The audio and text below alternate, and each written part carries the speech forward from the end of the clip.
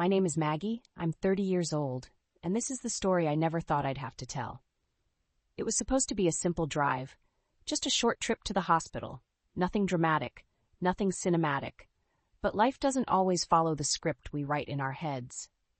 I sat in the passenger seat, one hand cradling my belly, the other gripping the door handle like it could anchor me to reality.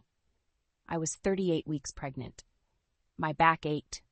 My ankles were swollen, but more than anything, my heart was tired. Tired of pretending everything was okay. Jason drove beside me in silence, like I wasn't even there. No music, no small talk, just the hum of the tires and the occasional sigh from his side. He hadn't looked at me once since we left the house. Not when I struggled to get into the car, not when I winced from a contraction. I should have known something was wrong. Actually, I did know. I just didn't want to admit it. Jason had been distant for months. The man who used to bring me midnight snacks and kiss my forehead before bed had turned into a stranger, cold, detached, and lately, cruel in ways that didn't leave bruises but still hurt like hell. We were halfway to the hospital when he suddenly pulled over. "What are you doing?" I asked, my voice trembling. He didn't answer, just stared straight ahead, his knuckles white on the steering wheel. Then, without looking at me, he said, "I can't do this." I blinked. "What do you mean?" "I can't be a father. I can't be your husband. I don't love you anymore." Those words hit me harder than any contraction ever could. I laughed, not because it was funny, but because it was absurd. "Jason, I'm about to give birth." "I know," he said. "That's why I'm telling you now, before it's too late." Then he got out of the car, walked around, opened my door, and said the words that would haunt me for years. "You'll figure it out. You always do." He left me there, on the side of the road, in the middle of nowhere, with nothing but my hospital bag and a belly full of life. And just like that, my world shattered.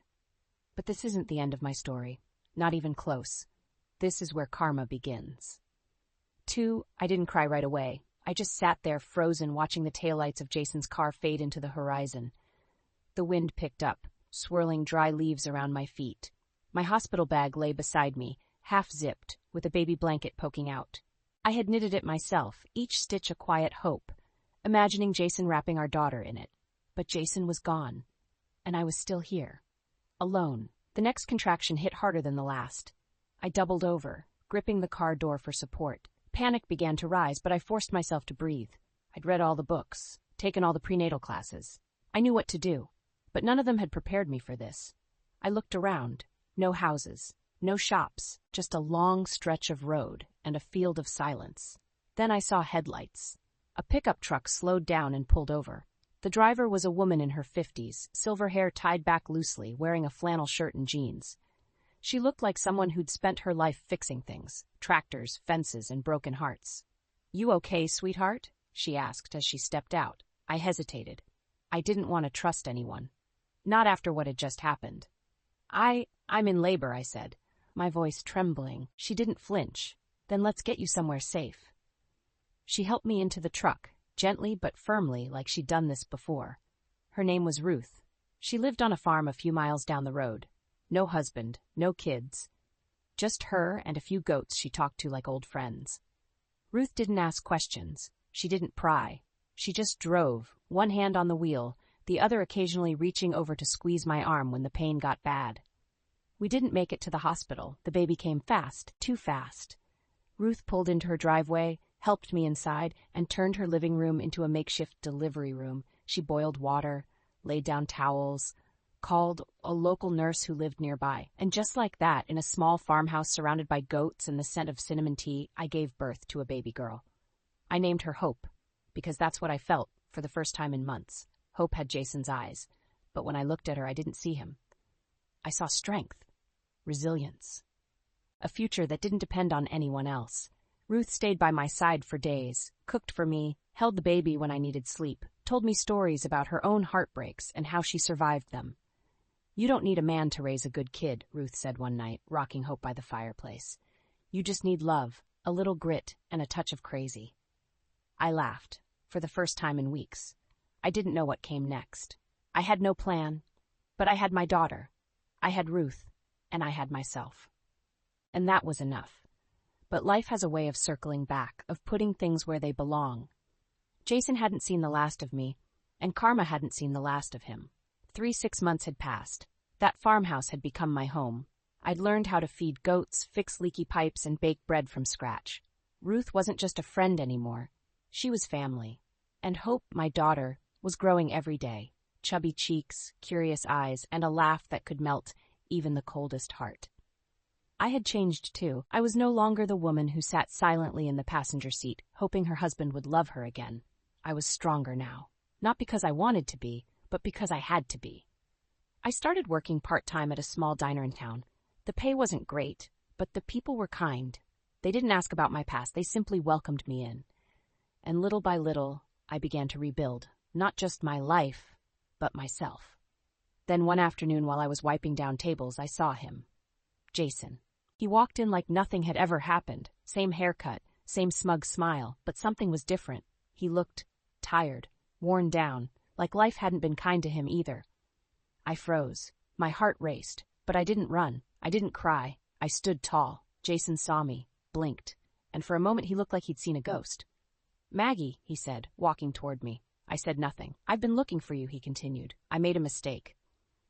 I raised an eyebrow. "Which part? Leaving me on the side of the road, or missing your daughter's birth?" Jason winced. I wasn't ready. I panicked. I thought I could come back when things settled.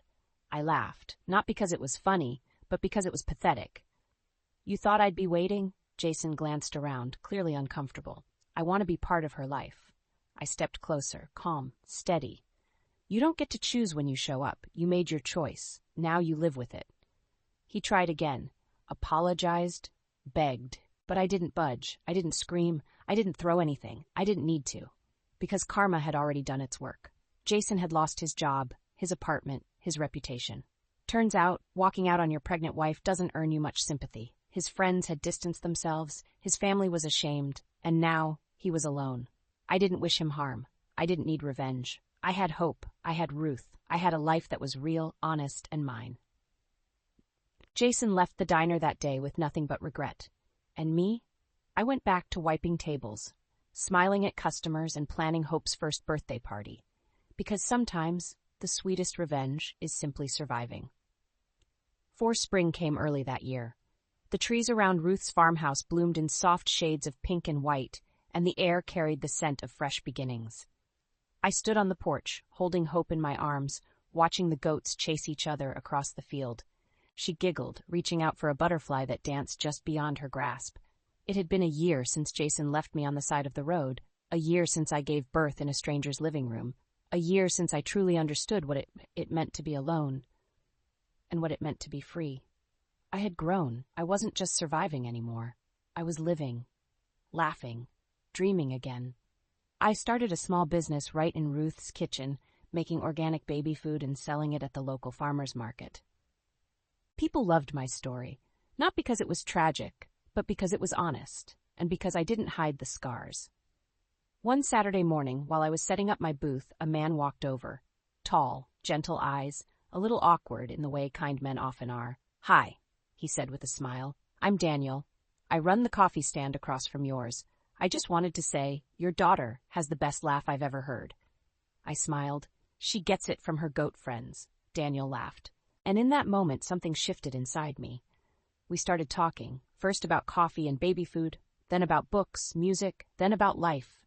Daniel was a widower. He lost his wife to cancer 3 years ago. He understood pain. He understood silence. But he also knew how to listen. He never asked me to explain myself, never tried to fix me. He just showed up, every Saturday, with coffee, with kindness, with patience. Hope adored him. Ruth approved, and me, I let myself feel again. It wasn't rushed. It wasn't dramatic. It was slow, gentle, like the way spring melts into summer. One evening, as the sun dipped behind the hills, Daniel sat beside me on the porch. "You don't have to say anything," he said, "but if one day you want to try again, with someone who won't leave, you know where to find me." I didn't answer right away. I looked at Hope, asleep in my arms, at Ruth, softly humming in the kitchen, at the life I had built from ashes. Then I looked at Daniel, and I nodded, because sometimes karma doesn't just punish the wrong, it rewards the right. If you're listening to this story, chances are you've faced loss, moments of collapse, and times when standing back up felt impossible. But remember, No winter lasts forever, and spring always comes, sooner or later. Maggie wasn't extraordinary. She was simply someone who chose not to give up, and that choice opened a new path, one filled with light, filled with hope. So if you're in the middle of dark days, believe that the light is still waiting for you ahead. Be patient with yourself, be gentle with your wounds, and when you're ready, open your heart.